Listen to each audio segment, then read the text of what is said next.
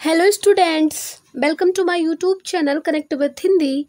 I am Shalini Tripathi and आज हम सर्वेश्वर दयाल सक्सेना जी द्वारा रचित कविता मेघ आए को पढ़ेंगे। तो चलिए बिना टाइम वेस्ट किए हम कविता को स्टार्ट करते हैं। मेघ आए बड़े बनठन के सवर के, आगे आगे नाचती गाती बयार चली, दरवाजे खिड़कियां खुलने लगी गली गली। पाहुन जो आए हो गांव में शहर के, मेघ आए बड़े बनठन के सवर के।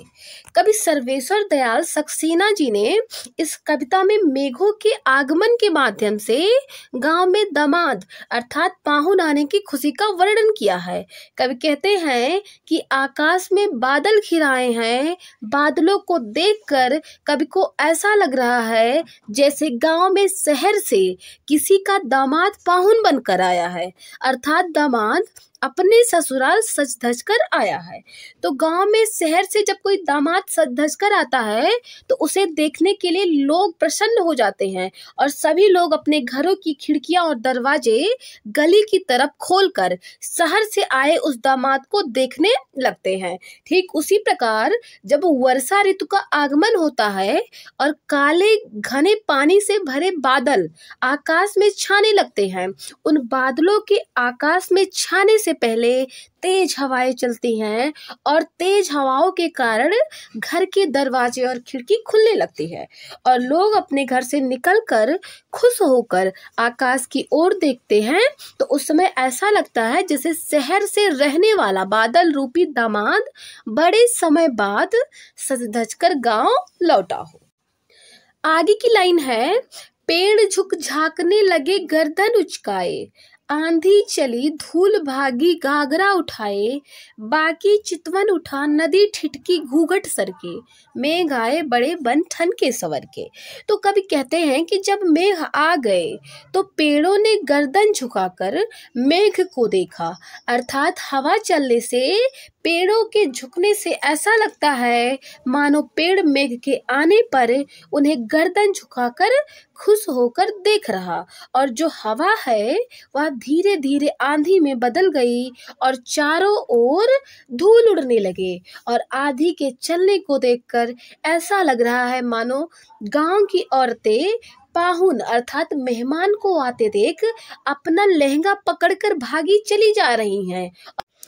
और वहीं दूसरी तरफ क्या होता है कि नदी रूपी औरतें ठिठक कर अपने घूंघट सरकाए हुए तिरछी नजरों से मेहमान को देख रही हैं।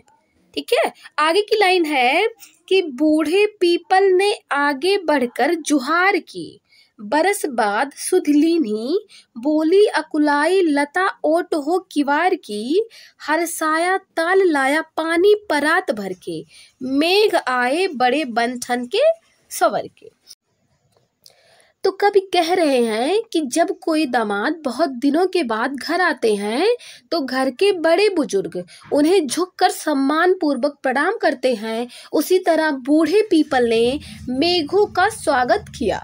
लता को ऐसी युवती रूप दिखाया गया है जिसका पति उससे 1 वर्ष बाद मिलने आया है। इसी प्रकार तालाब भी मेघों के आगमन पर खुश है क्योंकि मेघों के आने से उसमें पानी भरेगा और जल की बूंद के लिए व्याकुल लताएं गुस्से से दरवाजे के पीछे छिपकर मेघ से शिकायत कर रही हैं कि वो कब से प्यासी मेघ का इंतजार कर रही हैं और उन्हें अब आने का समय मिला है। तो बादलों के आने से खुशी में तालाब उमड़ रहा है और जैसे घर पर कोई अतिथि आए हो तो हम उसके पांव धुलते हैं, वैसे ही तालाब थके हुए मेघ के चरणों को धोना चाहता है। ठीक है, ये समझ गए ना आप। आगे की लाइन है कि क्षितिज अटारी गहराई दामिनी दम की, क्षमा करो गांठ खुल गई अब भरम की, बांध टूटा झरझर मिलन के अश्रु ढर के, मेघ आए बड़े बंधन के सवर के।